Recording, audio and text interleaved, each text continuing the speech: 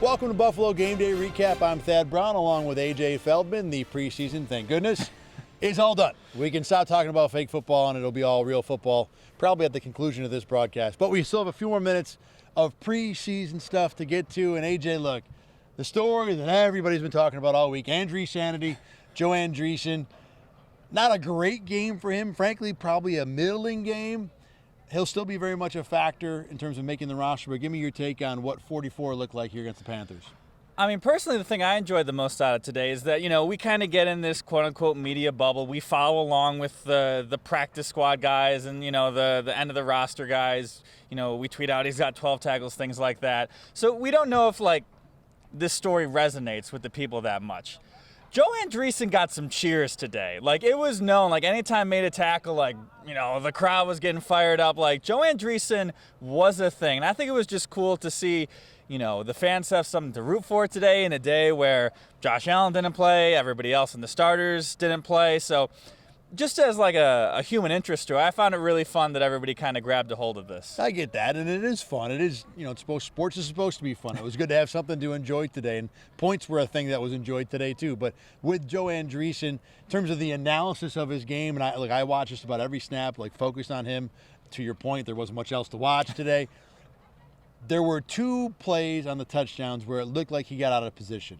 The first touchdown, the pass over the middle to Jordan Matthews. Yes, the same Jordan Matthews used to play for the Bills. He's now a tight end for Carolina.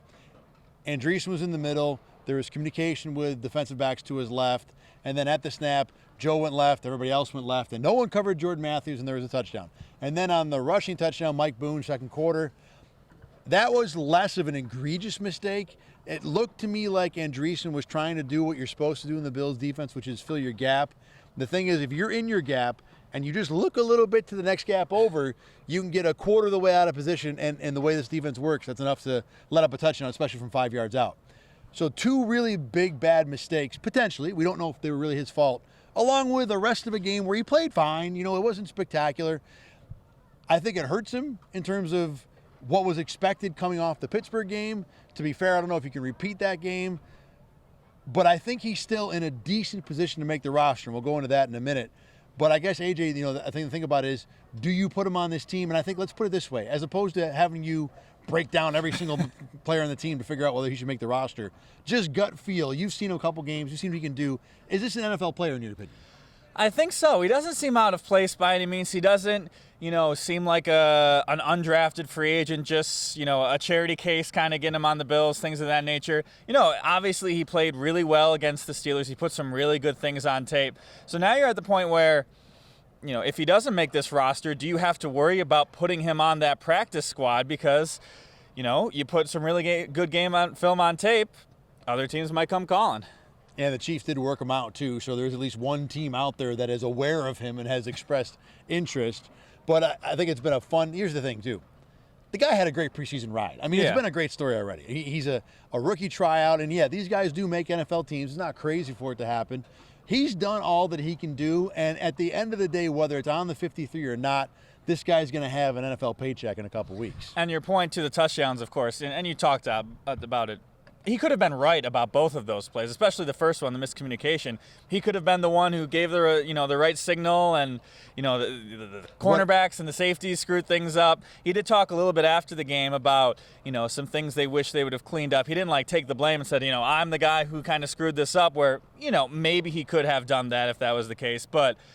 That's one of those things we're just not going to know. And it wasn't like he had Christian Benford and Rasul Douglas and Taylor Rapp around him. There were other backup players that easily could have made the same mistake. All right, let's move on to Tyler Bass here. Missed a 51-yard field goal in this game. He made 2 PATs in this game, made a 31-yard field goal. He made his other 6 field goal attempts in the preseason, except for one 49-yarder. They were all shorter than 31. So, yes, he was good in the preseason, but not great. And the misses just keep coming. They're not going to release him because his contract and what they've committed to him kind of locks him into Buffalo, at least for the short term. Maybe if it's terrible, at some point you have to cut him, you do.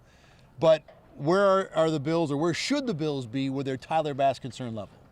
On a scale of 1 to 10, I would say a 4. Really? I'd go higher, but go ahead. I mean, we're talking about practice kicks and we're talking about preseason. The one thing I think about in this is that maybe he's not a great practice kicker. I mean, this is just a time where we see the kicks. I'm not saying he misses 3 kicks every single day in practice like he did twice in the past week, but maybe he just doesn't, he works on some things. Maybe he just doesn't kick as well in practice. We don't really know. So granted, yes, these are the kicks we're able to see. He's going, barely 50% in practice. I'm not going to go flashing red alarm, based off of, some practice kicks. And, obviously he missed some kicks at the end of the last year in the playoffs, but until it gets bad into the regular season, I don't know if I want to push it past a 5. Maybe it's at a 5, but I'm not going too crazy. I think it's a fair take. I would go 6.5, somewhere around there. Now, to me, concern level isn't 1 out of 10. It's a 6 out of 10 to get him out of town. Yeah. But in terms of nerves, in terms of worry, I think it's there. I think this position is extremely mental. Most of them are, but especially as a kicker, because there's no one around you. There's no, if you're a receiver and you're having a mental issue, well, the quarterback's got to throw you the ball, the line's got to block, all those things we've always heard about for years in football. Kicker, you're by yourself. There's no teammate with you. So where he's at mentally, to me, is I think the biggest part of this concern, because we know the guy can make these kicks. He's made them 100 times. The number of misses he's had lately has me worried. The big picture with him, and I've said this a couple times, he's made way more than he's missed to where I wouldn't want to put him out the pasture, in NFL terms yet. But I am worried going into week 1, because the other thing to think about too is this roster is not superb. This is probably a team that more needs their kicker to be really good, and Bass hasn't been that so far. And you talk about the mental side of a kicker being so unique. The amount of reps you get to prove yourself, it's just special teams. I mean, it's like if, Khalil Shakir dropped 1 pass, are we going from, so much concern to, he's great. If Tyler Bass makes that 51-yard field goal, he's figured things out, boys and girls. He made a long field goal. He's perfect in the preseason. Let's go play the Cardinals. And now he misses this one, and, we're talking about panic meter, which is fair. This is the life of an NFL kicker. They get paid pretty darn well to be judged on a sample size of 3 to 5 plays during a game. So, we just kind of do what we can do. Yeah, like you said, he had 7 kicks in 3 entire games in the preseason. 7 targets might be a half for Khalil Shakir, to use your analogy. In this game, in terms of who the stars were, I think there was one that stood out. It's Frank Gore Jr. 101 yards, had a touchdown, did have a little bit of a knee injury, seemed like he was okay. Saw his dad afterward. Frank Gore Sr. was here, and he looked good. And look, I don't think Frank Gore Jr. is a guy that I would say, he's terrible, you don't want him on the team. He's not going to make this team because the Bills have 3 other backs who are pretty much entrenched, and of those 3, maybe Ty Johnson's the only guy you look at and not be excited about how dynamic he could be. Gore's been pretty good this preseason. He's just up against it numbers-wise. And you talk about the running back position. It's not generally a position that's, filled with health. So if he can get on a practice squad, who's going to be that 4th guy that gets activated on game day? Is it Darrington Evans? Frank Gore Jr. is obviously the younger guy with a little more potential, perhaps. So if he can get on a practice squad, you're one nick, you're one bruise away from being a guy who could get called up to the active roster. It's a good point. I think he's a lock to be on a practice squad. Another guy who actually played in this game who's going to make this roster almost certainly, Jamarcus Ingram, who has impressed. And I think the cornerback position to me is the one that as a group took the biggest leap from the start of camp to the end of the preseason.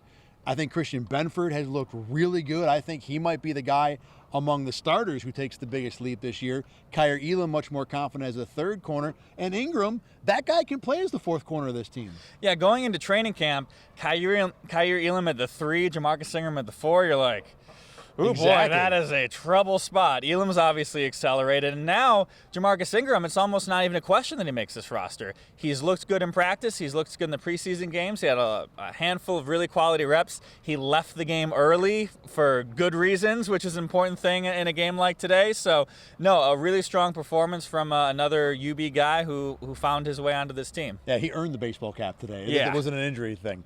One other guy I want to point out from this game, and then we can finally shut the door on the preseason. I was excited to see KJ Hamler play some running back at the end of this game.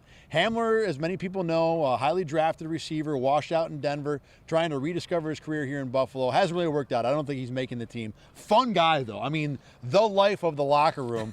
And playing running back in this game, I think people might underestimate how much value that is to him. As someone who's trying to get a job somewhere, maybe it won't be in Buffalo, he is now put on tape that he can play back. He can take handoffs, be effective. 3 carries, 21 yards. He can even get 1 yard at the goal line and score a touchdown. That stuff matters to these guys. And he embraced it, even as a guy who, this isn't someone who is getting his first chance in the NFL, undrafted free agent, someone who's never played. This is a guy that's got a rep. He's got some skin in the game already in this league. And to be out there at the very end of the fourth quarter of the third preseason game and having a potential impact on his career, I was happy for him, and it was fun to see. Yeah, McDermott was talking about, they obviously were in a jam with their running backs with Evans and Gore hurt, and Hamlin was like, all right, I'll do it. Yeah, come on. He's talking to the running backs coach to kind of figure out what the heck he's going to do on some of these plays, but no, he looked good. He looked sharp. I was a little surprised when I saw him coming around the first time because I didn't, was able to, process that he was in the backfield. I'm like, KJ Hamler's back out here. I haven't seen him in a long time. It's because he's at running back. So, no, it's a true preseason type story, and, a good moment for him. I saw him kind of make an effort to keep the ball, his rushing touchdown. So he definitely had some fun with that one. He deserves to keep that ball. That's an awesome moment, even in a preseason game. All right, quick, let's go into the 53-man roster here. Who's going to make this team, who's not.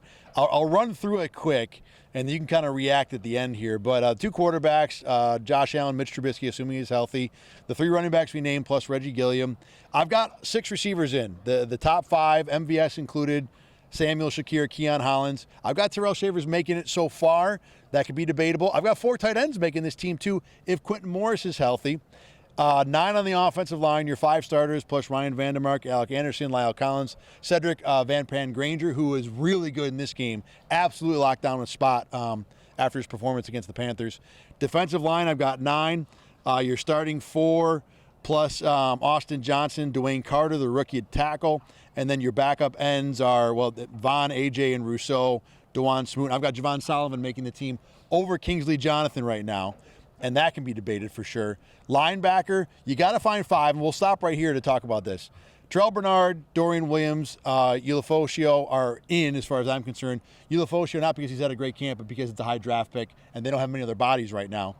I think Nick Morrow makes the team because he's more of a special teamer than fellow veteran Deion Jones is. And I think Andreessen is in because I don't think Balin Spector in his current state and what he's put on film and what he's done at camp deserves a spot. And I talked about Jones. He's a veteran, kind of a guy who's reached his ceiling, doesn't play a ton of special teams. If Andreessen can be valuable enough on special teams, I think he makes the team as the 5th linebacker. Yeah, that all makes sense, going down the roster. I'm not going to, twist hairs with a couple guys. The one thing I will just say with these quarterbacks, I don't know if Mitch Trubisky is going to be healthy. Just seeing him walk around on the field, walking, kind of basically back to his car after the locker room, he doesn't really seem like a guy who's going to play a football game in 2 weeks. So that might cause some roster gymnastics there with, injured reserve, Ben DiNucci, practice squad, things of that nature. But even then, though, whether Mitch makes the team or not, it's not going to affect the other 51 guys. Yeah. But no really strong takeaways. Obviously Kingsley Jonathan, he's played pretty solidly in the last 2 years when he's gotten a chance. So maybe that's a guy who you try and get on this roster. You keep off Tyrell Shavers.